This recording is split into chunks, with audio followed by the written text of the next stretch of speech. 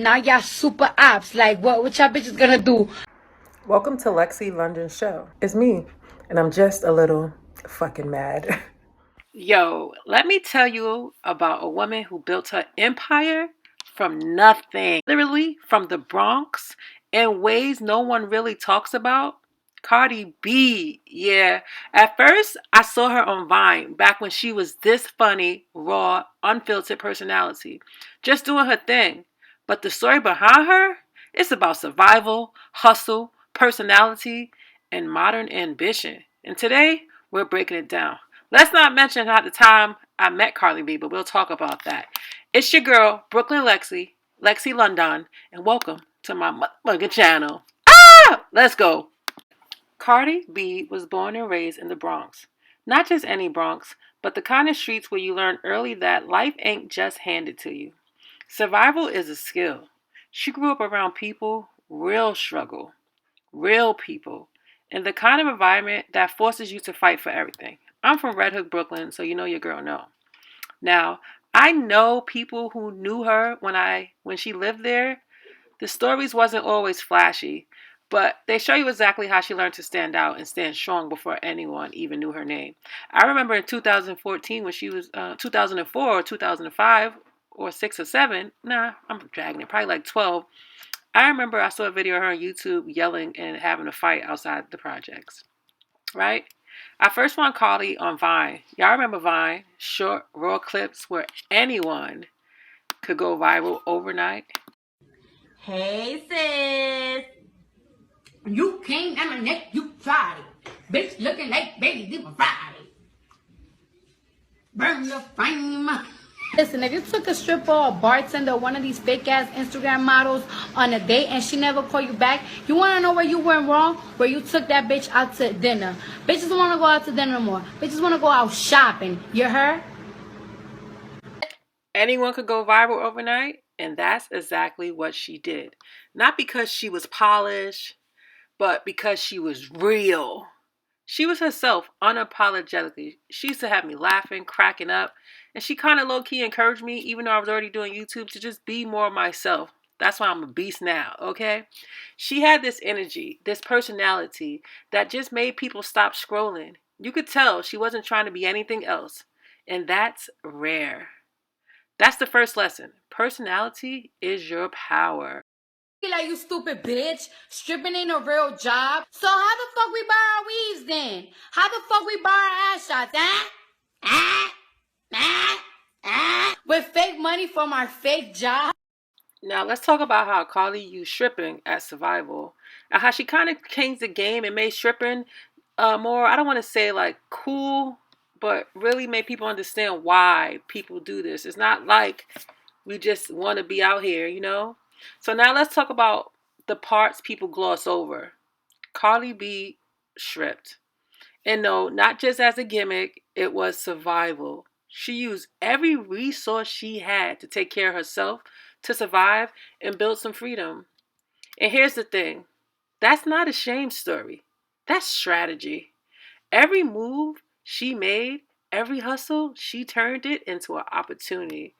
And it's not like a lot of people go do this and go online and talk about, yeah, I did it. And that's what made Carly different.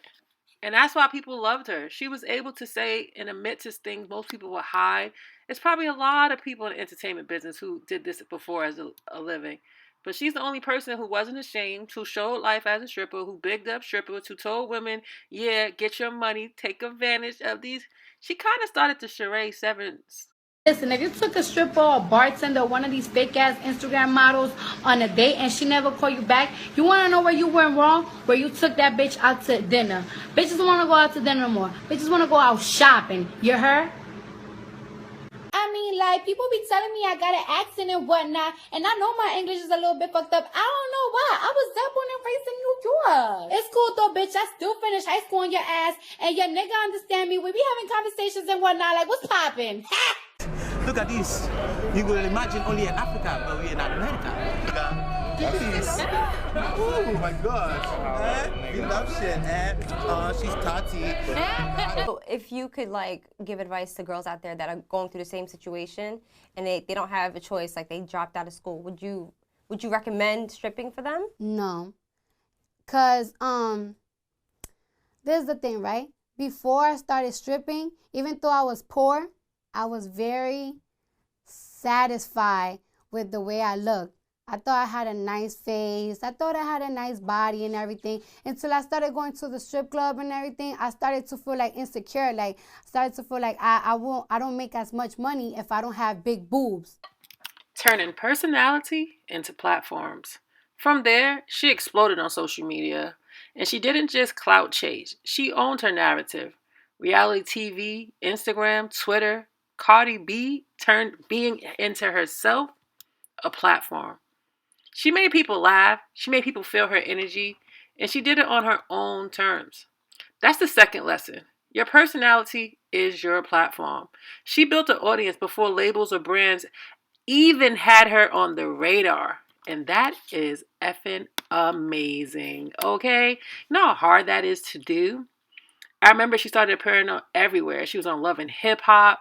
She was just blew up. And then a turning point. Personality turned into Bodak Yellow moment. From stripping and Vine clips, Cardi kept grinding. And then came Bodak Yellow.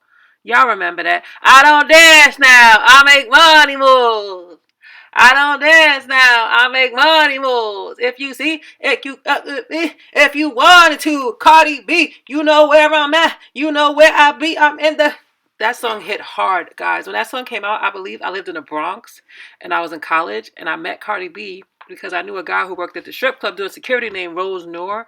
I don't remember his real name, but he went to college with me. He invited me to fashion shows into his job at, I think, Sue's Rendezvous. I don't know. And that's how I met Cardi B. But after Bodak Yellow came out, that song didn't just blow up. It changed everything. She went from a social media personality to a global superstar overnight. But here's the thing. She didn't get lucky. The moment only hit because she had already built a personality, a following, and a voice that people were ready to listen to. Bodak Yellow wasn't just a hit. It was proof that she could turn raw energy, street smarts, and authenticity into real power. Look at you.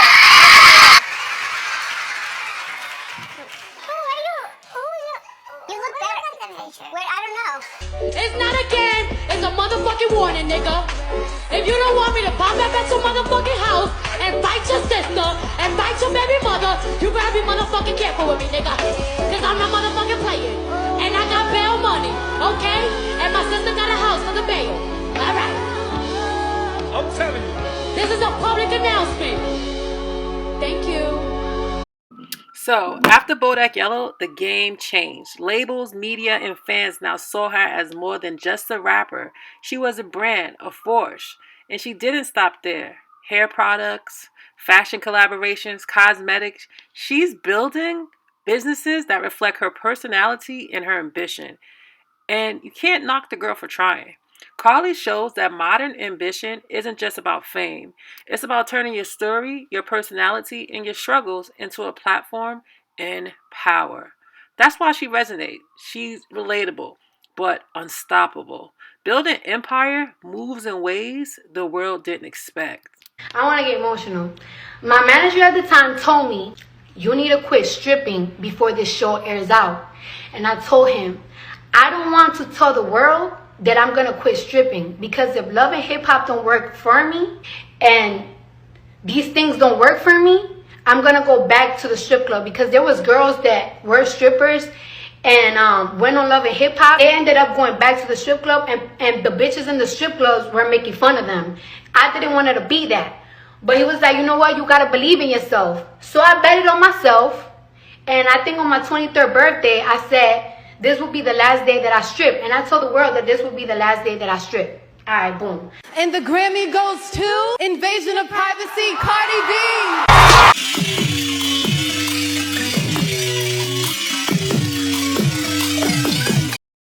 And honestly, Cardi B's rise is a masterclass.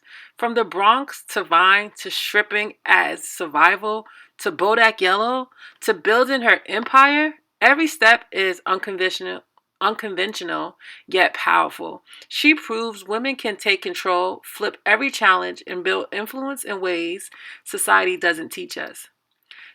That's the lesson. Power isn't just handed to you.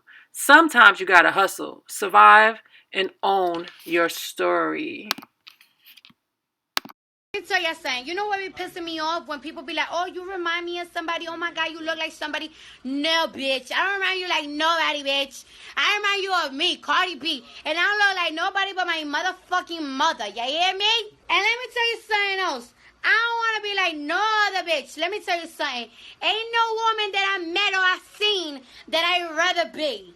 When it comes to my marriage, I don't have the perfect marriage. Y'all know what it is. I got my vices. Offset got his vices. We're not perfect. But one thing for sure is I'm rich as I'm successful as fuck in my career. I got beautiful kids. When it comes to my marriage, I don't got the perfect marriage. But one thing I have, I got a nigga that steps 10 toes behind me on everything.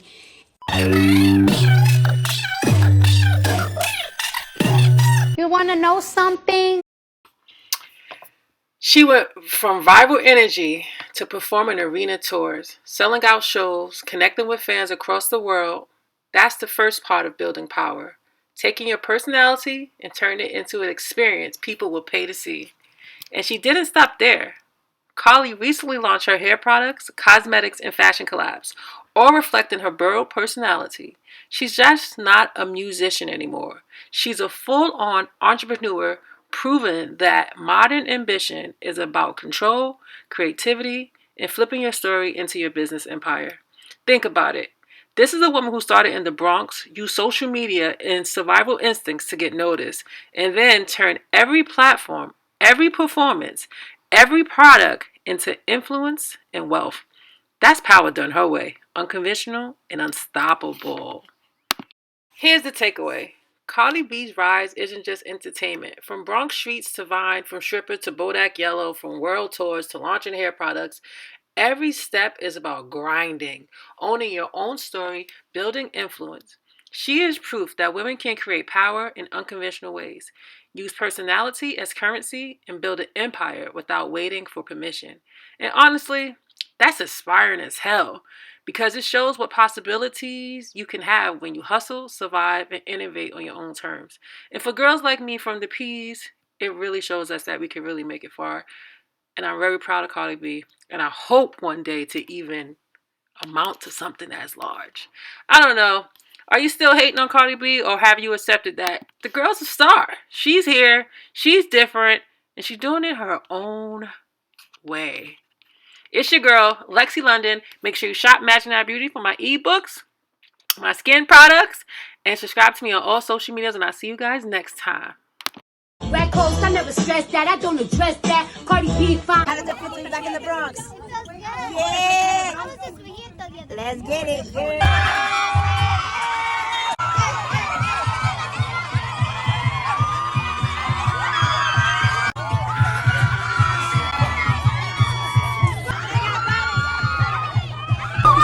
Yes, I'm back in my home. Thank you guys for coming out today. Yeah. And thank you. Yes, guys. Oh my God. I used to steal at the Marshall across the street. Oh my God. Yes. Huge! Wow, that is beautiful. Look at my butt. It's huge. I thought it was gonna be like the tour bus. Yup.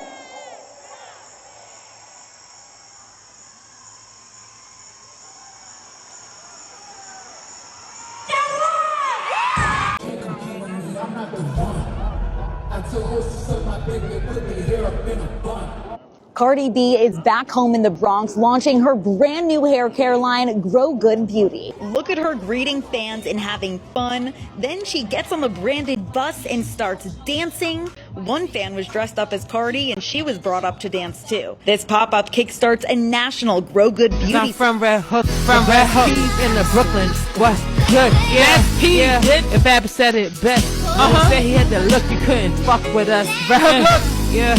And we so fucking fly. Going to the corner store with our Gucci's on. Gucci! Yeah. We from them bricks. People in those bricks and I can't fucking lie. Fucking lie, dog. And Red Hook, I fuck with you every day. And Every day, my niggas forever. And we know it's only 2 ways out. 2 ways in, 2 ways out. But bitch, take that one way. And I fuck with everybody. I fuck with everybody. About everybody. And I ain't talking about everybody. But I ain't never scared. I walk through the block so easily. All the time. I'm from Red Hood. I ain't never been scared, bitch. I never shook. Never. And even though I Millie rock on every block. Millie rock on every block. Red Hood's the best block. Yeah. You fucking with shook. Yeah. Never niggas didn't know where that was back in the day. My nigga. Yeah.